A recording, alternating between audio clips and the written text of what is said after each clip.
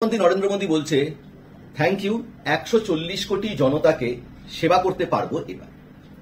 নরেন্দ্র মোদী যখন এই কথাটি বলছে তার সাথে জানিয়ে দিচ্ছে এবছর ভারতবর্ষে ক্ষমতায় আসার সাথে সাথে এনডিএ গভর্নমেন্টের ফার্স্ট প্রায়োরিটি কোন কান্ট্রি রয়েছে এবং কার জন্য সে কাজ করতে চাইছে।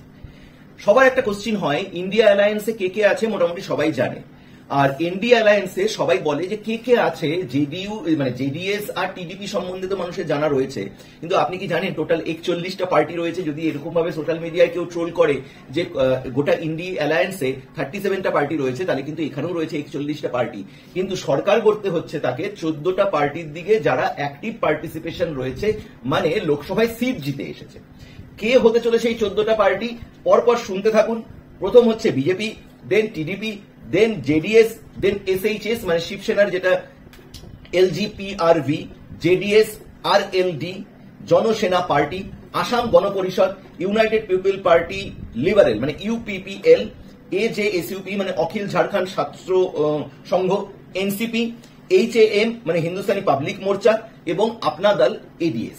এই কটা 14টা দল যারা কোনো না কোনো সিট জিতে এসছে লোকসভা, এরাই কিন্তু মোদীর মন্ত্রিসভায় অ্যাক্টিভ পার্টিসিপেশনে থাকে।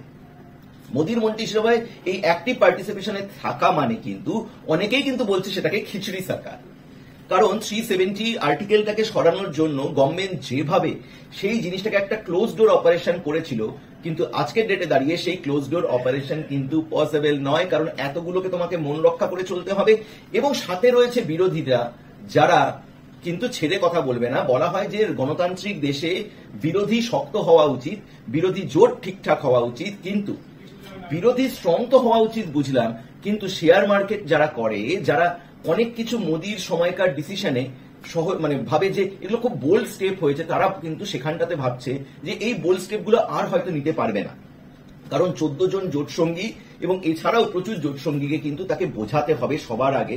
হুট করে কোনো ডিসিশন নিতে পারবে না, যেটা মোদী গভর্নমেন্ট কিন্তু আকসার করে থাকে। আর এখানেই মল্লিকার্জুন খাড়গে কিন্তু প্রধানমন্ত্রী হওয়ার স্বপ্নটা দেখছেন। কালকে যদি ইন্ডিয়া অ্যালায়েন্সের আমরা পুরো আলোচনাটা দেখি, প্রেস বিবৃতি যদি দেখি, সেখানে তারা কি বলছেন যে এই মুহূর্তে দাঁড়িয়ে বিজেপির মতন ফ্যাসিস্ট শক্তির এগেইনস্টে গিয়ে আমরা বিরোধী হিসাবে থাকবো, আমরা সময়ের গুনবো যে কখন কিছু স্টেপ নেওয়া যায়। তার মানেটা কি বুঝতে পারছেন? এখন আমরা গভর্নমেন্ট করবো না, কিন্তু সেই যে নীতিশ কুমার, সেই চন্দ্রবাবু নাইডুর দিকে আমরাও তাকিয়ে রয়েছি যে গোটা টেনিওরে একটা তো গোটা 5 বছরের মধ্যে কোনো না কোনো সময় হবে তো নীতিশ কুমারের রাগ হবে।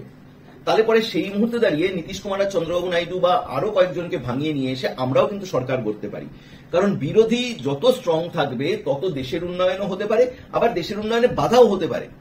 তো অনেকে যেমন দেখছে যে বিরোধী থাকা উচিত, দেশের ডেভেলপমেন্ট হবে, অনেকে আবার মোদিজির যেসব ইউনিক ডিসিশন 3 তালাক থেকে শুরু করে এবং সামনে যেটা আসার ছিল ইউনিফর্ম সিভিল কোড, সেই সব জায়গাগুলো কতটা বাস্তবায়িত হয়ে উঠবে সেই জায়গায় কিন্তু একটু হলেও আশারে মেঘ কিন্তু জমছে। আর বিরোধীরা সেখানেই কিন্তু লাভবান হচ্ছে, কারণ তারা বিরোধী এতটা স্ট্রং হলে সরকারের কাজ করা কিন্তু সত্যি কথা মুখ থুবড়ে পড়ার মতন।